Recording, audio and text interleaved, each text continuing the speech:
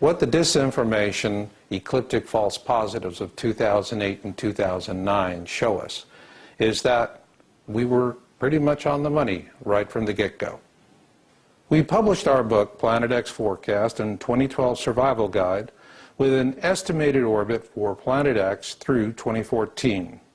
Prepared by Dutch physicist Jaco van der Warp, it shows Planet X approaching the core of our system from the south. We will present 2 slides prepared as an update for this report by Jaco van der Warp, showing where he estimates Planet X to be as of September 2009. Please note, I will be using the term astronomical unit, or AU for short. An astronomical unit is the approximate distance from the Earth to the Sun. For example, the Earth orbits the Sun at a distance of 1 AU. Jupiter, on the other hand, orbits the Sun at a distance of 5.2 AU. Or in other words, it is 5 times further away from the Sun than the Earth. Now let's take a look at our first slide. In this slide you can see the orbital path of Planet X, which is steeply inclined to the ecliptic. Jaco currently estimates the distance between Planet X and the Sun to be 9.9 astronomical units. Now let's imagine we're standing on the South Pole. Here is slide number 2.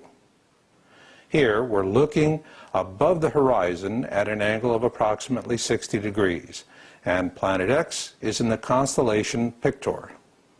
Now let's address the 5 reasons why we're not seeing Planet X at this time.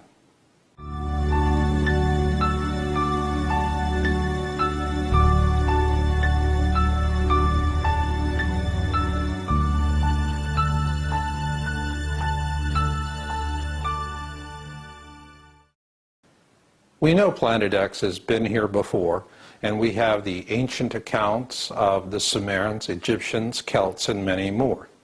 They've all given us various different descriptions of the object.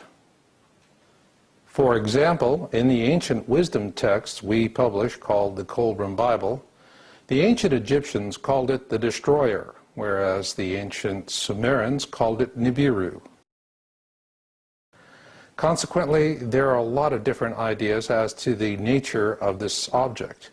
In our February 2009 report, we discussed 3 possible variants: an asteroid-like object, comet-like object, and mini-constellation.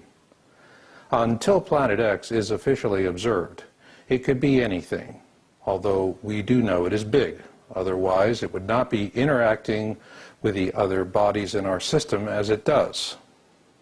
Each of these 3 variants has its own observation peculiarities, and these are exacerbated by the fact that this object is in a comet-like orbit.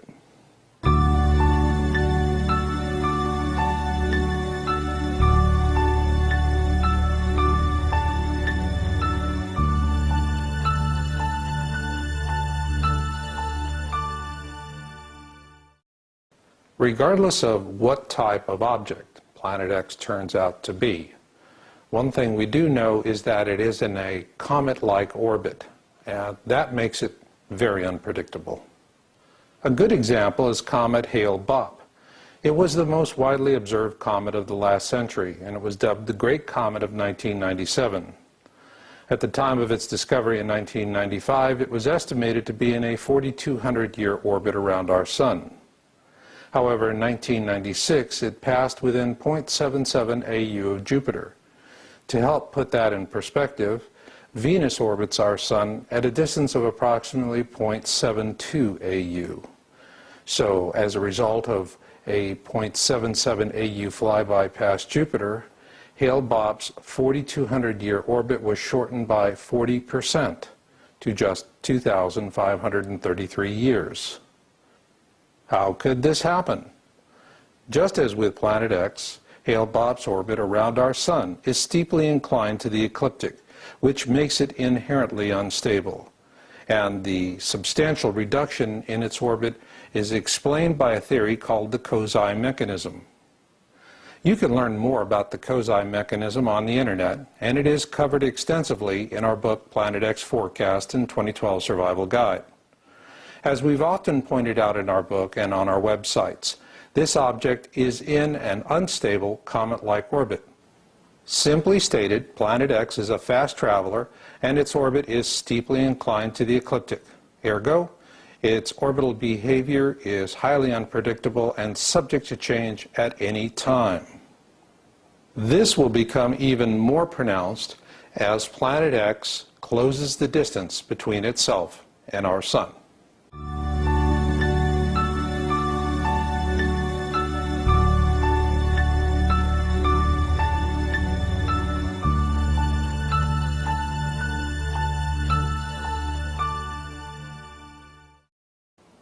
The closing distance between Planet X and the Sun is very important for us to consider. Let's take another look at that first slide prepared by Jaco van der Warp. He currently estimates the distance between Planet X and the Sun to be 9.9 astronomical units. That is nearly twice the distance between Jupiter and the Sun. This is an important fact because comets are not typically observed until they're inside the orbit of Jupiter. They must come this close to the Sun before they develop a coma and tail. This in turn helps to also explain why Planet X is going to be difficult to observe at this time, assuming it is a comet-like object.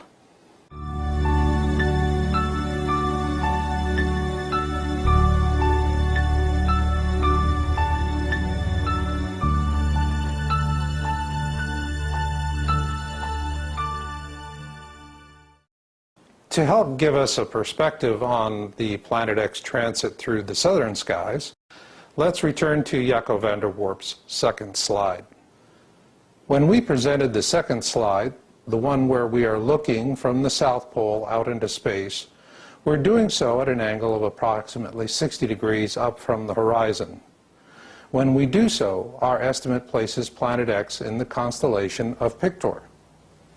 The arcing line of the orbit suggests that Planet X will follow a steady, plodding course as it moves from left to right towards the constellation Vela.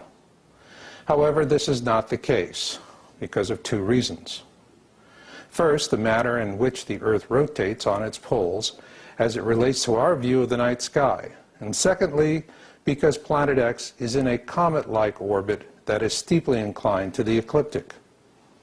We therefore estimate that by August 2010, Planet X will enter the constellation of Carina, where it will begin to speed up a bit, as is the case with comet-like orbits.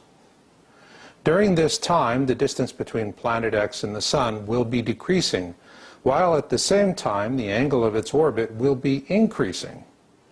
This decreasing distance and increasing angle will continue and even speed up as Planet X approaches the ecliptic.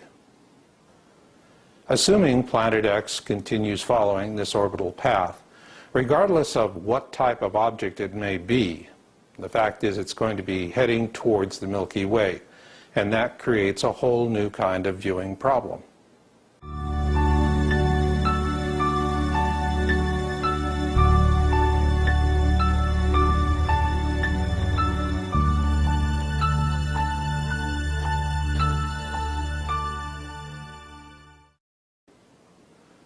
When viewing an object in the night sky, you must be able to differentiate between it and the star field behind it.